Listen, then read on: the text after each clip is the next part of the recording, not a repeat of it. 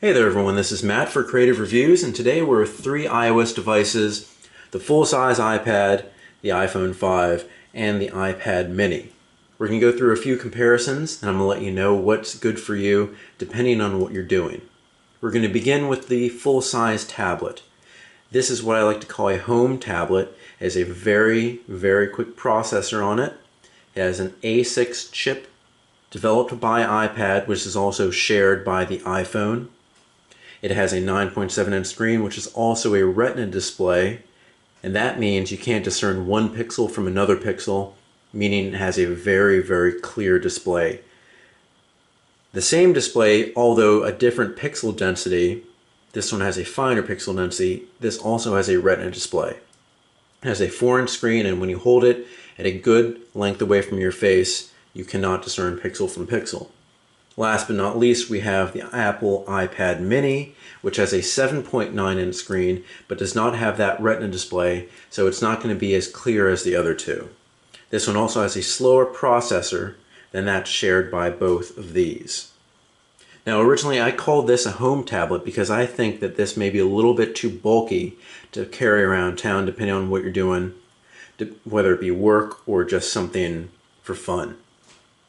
This is great to have in your bed, to watch a movie on, to sit in your couch, maybe sit at the kitchen table and read the newspaper, watch a video, play a game. It's great for that. Next, you have your smaller tablet, which was brought on by the fact that people like having smaller tablets, and this has become one of my favorites because not only is it something good for the home, but you can easily take this all around, anywhere you go. It weighs about half the weight as this full-size iPad, and you don't really lose much by having this lower processor. Here we have the iPhone 5. It's small, it fits in your pocket, but it does not have the same battery life as the other two. All three of these have cellular. These two have it optional. You can have these in Wi-Fi only options. This, of course, has to have cellular all the time. You can get these unlocked though, so you do not have to activate it immediately. And when you go off plan, you can keep this as a Wi-Fi only device, but you can always add Wi-Fi. Now for these, they start at all different prices. This one starts at $4.99 for 16 gigabytes and just Wi-Fi. This one starts at $3.29 just Wi-Fi with 16 gigabytes. And this starts with a contract, I believe, on AT&T and Verizon and Sprint for $200, but you have to have a 2-year contract. Now T-Mobile is doing something different where they're going to offer this for $100 with a variable non-contract thing. It's a whole new way they're doing it, but to be frank, you have to pay a subsidized price for this, where these ones are going to be their original prices. Now to get these with cellular, you're going to have to add $130, and every time you go up in a capacity from 16 to 32 to 64, and in this case to 128, you'll have to bump that up by $100. So in any combination you want, you do the math, and the price will change and go up pretty quickly.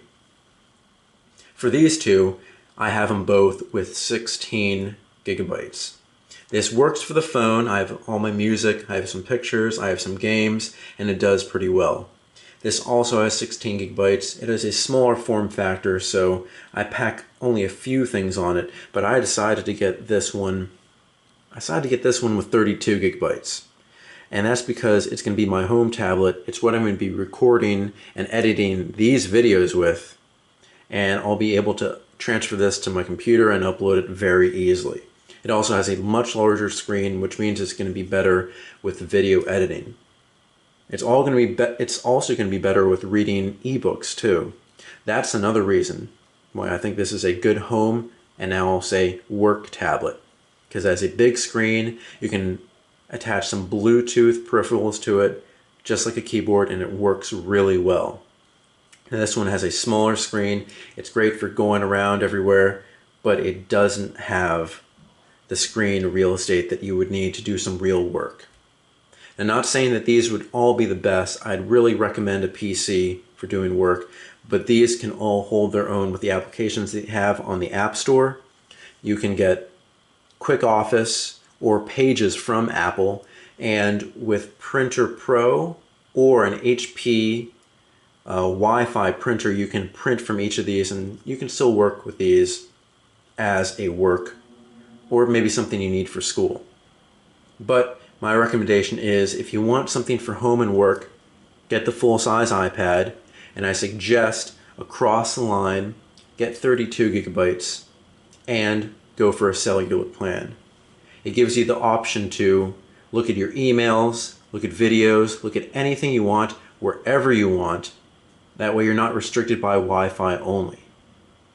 But if you have to make the choice between cellular and a larger capacity, I'd still go with cellular, even though capacity, you will want to make it 32 instead of 16, because you'll find that you'll be taking things off that you may need from time to time, like an extra few songs or a video or two, because you'll want to keep everything you want. So I think 32 would be a good minimum. Of course, 64 or 128 would be great if you can afford it, but you don't have to go crazy. 32 works. Now, for example, this one is running on AT&T. This is on Verizon, and this is also on Verizon. I have a plan set up on a family plan where I pay a good rate. It's about $90, and I have 2 gigabytes of data per month, and that suits me perfectly fine. Here, I have a data-only plan on Verizon, and that would be $30 a month for 2 gigabytes. And last but not least, the price differs on this. I have a data-only plan on AT&T, but it's $30 for 3 gigabytes. But for the first month, you only have to pay $15. So it's a very good introductory rate. And this way I get to see which one works better. So far, I've seen that the Verizon one works really, really well, but the AT&T is a little bit faster. So reliability, speed, but across the board, they all use 4G from whatever carrier you have, and they all run really, really well. All in all, the best battery life is going to be on your iPad mini. The second would be the home tablet. And the third would be your iPhone, which I think runs out really quickly, but you plug it in, it'll charge up the fastest, this will charge up the second fastest, and this will charge the slowest. And of course, because this has the biggest battery, second biggest, and smallest. So it all depends. Do you need something very quick and nimble? Get the iPhone. Do you need something that's in between these two? You want to have more screen real estate? Get this one. Now, if you want something for the home, I'd say get this one. Quickly, what we're going to do is compare the weights. I started out with having an iPad.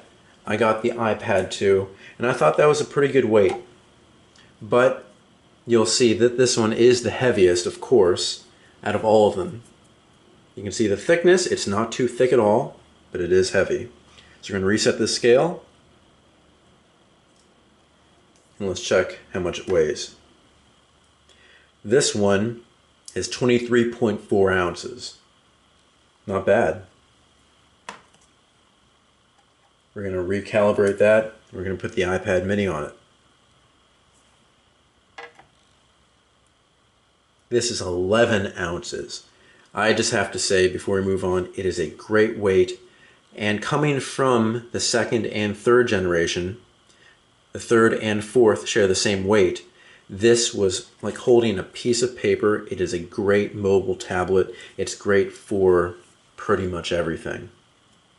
Last but not least, we're going to check out the iPhone, which is much, much lighter than its previous iterations, which would be the iPhone 4 and 4S. It has a longer form factor too, and a 16:9 ratio. And that weighs 4 ounces. So by each, you're splitting it in half, basically. 23.4, 11, and 4. All these products are very light in comparison to their counterparts or their competitors. Let's say the Kindle Fire, the Nexus 7, Samsung Galaxy Tab. I would say they would be my recommendation I think you can probably obviously see which one I like better, but iOS devices, that they work really well together. If you are lucky enough to have all of them, they will sync up everything you want. Your notes will be synced up, your photos will be synced up, your contacts will be synced up, your applications will be synced up, and so will the music and videos and games and apps across the board. So if you download something here, it immediately goes to the rest of them. If you take a picture on one, it goes to the rest of them too. It's a really clean experience, and if you're forgetful, you won't be forgetting that many things, because you can always remind yourself on it. They all have Siri, they all work with Siri, and it's a great experience. Now, if you can only have one, I would honestly say go with the iPad mini. Why? Because you don't have to have it with a contract. You can turn the cellular on and off, or you can just get the Wi-Fi version. It has a big enough screen where it matters. It may not be as clear as the other two, this one not having a retina display, but it is very light, very portable, and there's a very few good cases out there that will work with this. Second, I would say go for the iPhone. The iPhone is where it all began. Its small form factor is really light, really nimble, but you have to have a contract unless you want to get an unlocked version, which may be a little bit expensive. And last, especially not least, you get the most powerful, the biggest screen real estate. You have its big retina display, its magnificent looking screen, great for watching videos and doing work on it. I would say get this third. The prices all differ. It's whatever you can afford. It's whatever works for you. They are great devices. And of course, I have a PC. I still work with that very well, and I do prefer that over the Mac laptops and desktops. But when it comes to portable devices that you want to put in your bag, or at least use around the house, not being connected, I would say go with these devices. 1, 2, 3. So this has been Matt for Creative Reviews, and we've been doing a comparison between 3 iOS devices. This is an iPad mini with cellular, running on Verizon, and it has 16 gigabytes. This is an iPhone 5, also on Verizon. It always comes with cellular, and it has 16 gigabytes. And this one is a full-size iPad with cellular, running on AT&T, and this one has 32 gigabytes. So, find us on Facebook, Twitter, Instagram, and Blogger. If you have any questions, you can always email us here at creativereviewsproductions@gmail.com, and let us know what you like and what you don't like, and I'll see you guys next time.